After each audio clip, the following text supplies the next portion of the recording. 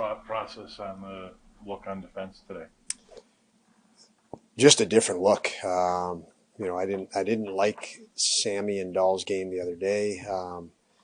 Their effort was good, their compete was good, but their performance I thought slipped a little bit. But just we haven't had many practice days, and to make use of it, you got an opportunity to try some different things,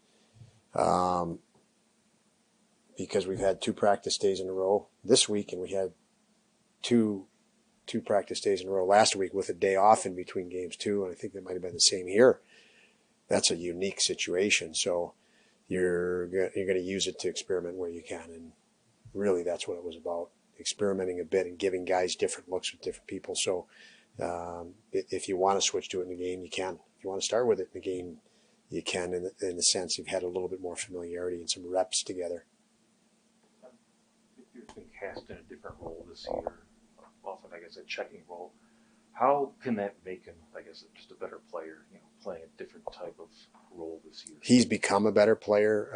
I believe he's deliberately added to his game. The easy thing to say, and I'm not so sure it's paints the best picture, is guys are they talk a lot about perimeter.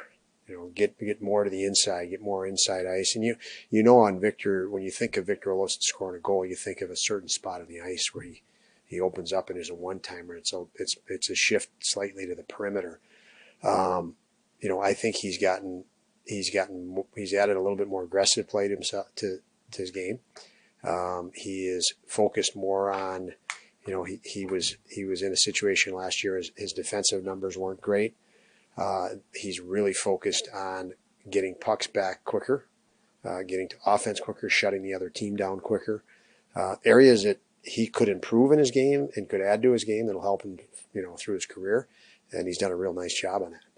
He's better I don't want to just say defensive situations. He's better getting pucks back. He's going to he's getting the inside ice, taking time and space away from players and teams. And I've been confident using him more, late in the game in D-zone situations than I would have last year because of it.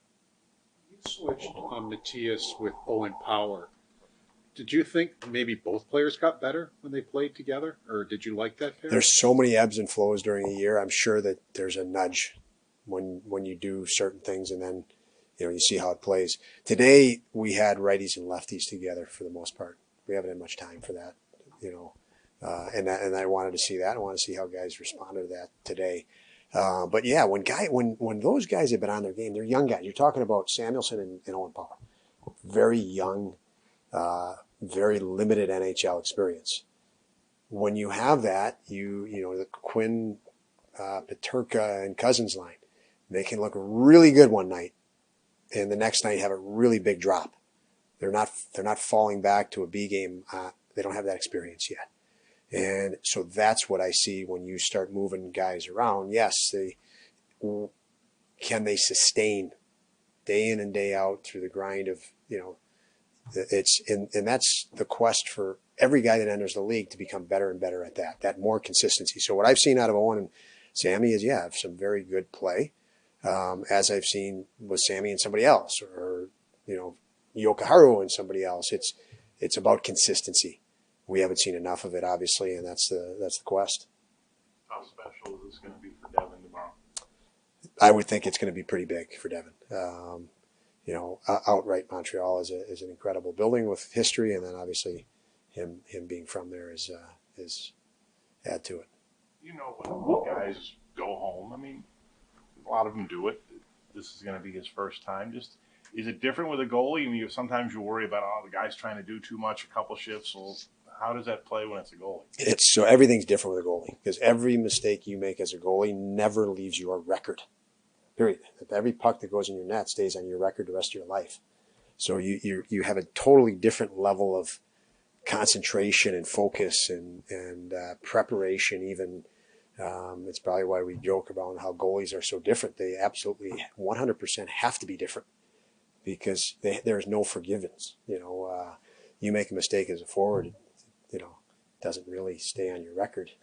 like it does when it ends up in your net and you're the goalie. So, yeah, but Devin, his habits and traits and preparation has all been really, really good. And obviously as a young guy, it needs to get better and better, and it will. Yeah, I'm sure that he'll be dialed in and focused by virtue of the position he's played his whole life differently than a forward or a D. How much do you like the way he's handled moments like these? Like going back to Boston, he played really well. His first game's up, he played really well. Does that give you some confidence throwing him in? It does. It does. Those are really good measuring sticks. And obviously, he had one incredible year, one goalie of the year in college. And he said to Kevin, part of me wanted to go back. I want to try to win this thing again, and uphold that standard. Consistency is really what that means. And so he's been very dialed in, and that's important to him. Where he's had to play a lot of big games in college. He's had to back up what he's done in college. Expectations rose for him in college. He made them rise, which means failure is even greater and greater disappointment. You deal with that, and he's dealt with that pretty good. So all those indicators have been real solid.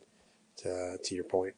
How did you feel about the Ottawa game? Yes, 4 pucks wound up in the net, but he faced a lot of 2-on-1s, 3-on-2s.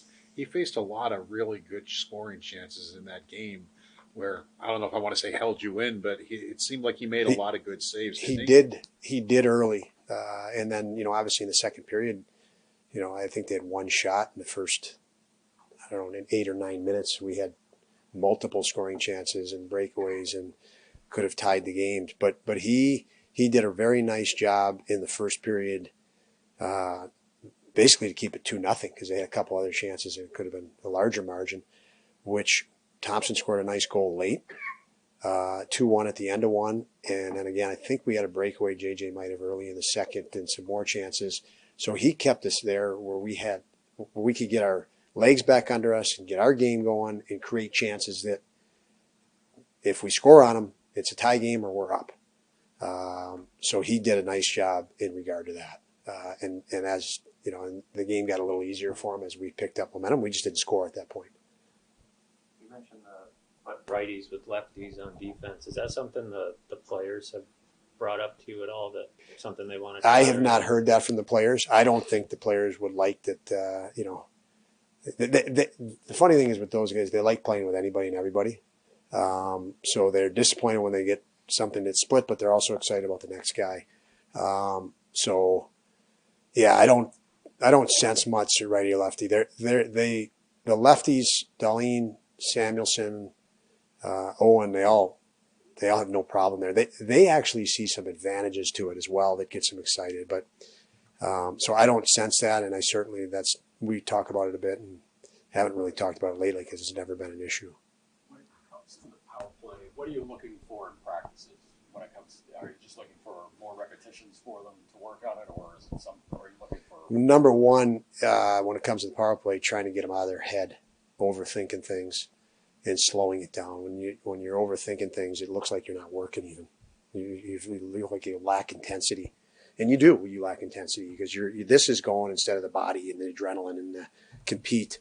And so you saw in our practice today, and every time we've practiced power play, it's been you have a short duration, and I'm going to blow the whistle. And different criteria. Like if you don't generate a shot within 10 seconds, the whistle's blown and you're done. That was not aggressive enough. We need them more aggressive, more attack, and get them out of their head before you even start coaching again to the point. Like you've got to compete. That's got to be the foundation.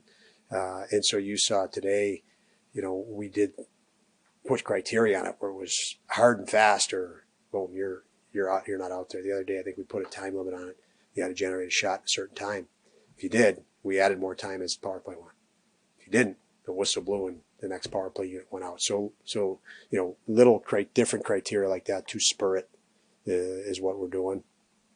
Does that also apply with the entries too? Like, is that clock always going like? It does, and I do think we have two different units when I watch them. Is specifically as you mentioned entries. I think the unit with JJ and Jack and Cuzzy, their entries are really good. what I see. They're doing the right things. The other unit sometimes is their degree of difficulty on entry. Sometimes they say is a 9.5. You could choose an option of a 5 degree of difficulty and be in the zone, but you've just chosen 9.5, which is probably using your skill a little bit more than you need to when you could use the man right there or your speed right there. That's a false sense of confidence. You have a lot of confidence because you got this skill, so you're going to enter it with skill on your mind when, oh my God, there's a simple option right there. You don't really need skill. It's a technique or tandem. And that's our challenge right now. And it's a challenge when you look around the league, with all talented groups and power plays that have been in different NHL teams. And the personnel, you could rattle it off and you'd be shocked to see them struggle on a power play, but they're trying to impose their will on it. It's no longer 5-on-4. It's 1-on-1. And we've been guilty of that far too much. I know slow starts have been a topic and something you guys have been trying to solve. I'm curious if you've tapped into the sports science department at all and maybe tried to attack it from that angle, whether it's morning skates or workload or just anything that could maybe solve it. We've turned over every stone we could, and to me, it's mojo. It's having a little bit of swagger, which we've had a tough time with all year, and we're in our heads early, and still in our heads, and we talk about the power play, and is that feeling more pressure? Typically is feeling a little bit more pressure. It pulls you out of your element, and you're never really settled. But the difference in a lot of these games, man, I think if we had a little bit of swagger and a little bit less fear and hesitation, and which looks like you're not working, you don't care, you don't whatever, and I know that's not the case, that they don't care, but it's paralysis, and when you see teams that are going, they got some mojo. They're making mistakes. I watch it every night in the NHL. I watched having a little free extra time on my hands. I watched some games of ours last year. Make mistakes, didn't bother us. This year you make that mistake, bothers the hell out of us, and it consumes us. And it frustrates us, and we don't realize we just missed the last opportunity. I can remember plays every night in the NHL and plays with us last year. You stop a goal that was going right in your net, you go right down the rink and you score the game winner 10 seconds later. The other night it happened. We gave up a breakaway in overtime. We turned around, didn't bother us. We went down and scored. And that's a little bit of swagger that's we're missing that big time, and that's affected us quite a bit this year. That avenue of mojo or swagger has obviously stumped you guys internally. People externally are just wondering, with your resume in hockey and all of these teams you've been on, have you ever experienced an issue like this? You absolutely, and what you try to do is shorten it. This is. I fully believe what we're going through. I mean, teams all over the league are going through this, by the way. Just look at the standings. There's lots of teams, tons of teams disappointed where they are. Eric Johnson just shared a story with me this morning. They had 110 or 112 points in Colorado to make the playoffs for the first time in several years.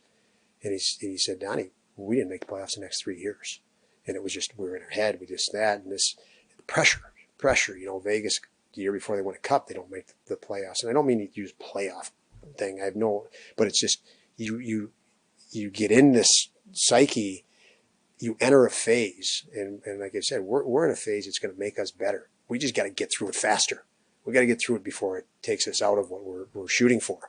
But this is a phase, unfortunately. There's some inevitability to it, I guess. We just have to try to get out of it faster. That's our responsibility. That's something we need to do better. Certainly, I'll just speak for myself from the coaching side, but that's the challenge. That's the quest. To get guys out of their head and playing better. As we've gotten healthier, that should help us. It's got to help us, right? I've been saying that for a while. We haven't been healthy. We're getting healthy now, and we've got to make that push and that thing. And there's more and more urgency to it right now because there's less and less time. These guys have responded under urgency better at times. We know that. Their track record shows it. And, I'm banking on that as well. And we're just going to keep pushing and support where we can, but obviously push. And yeah, but if anybody had the answer to that, you wouldn't have this problem in sports.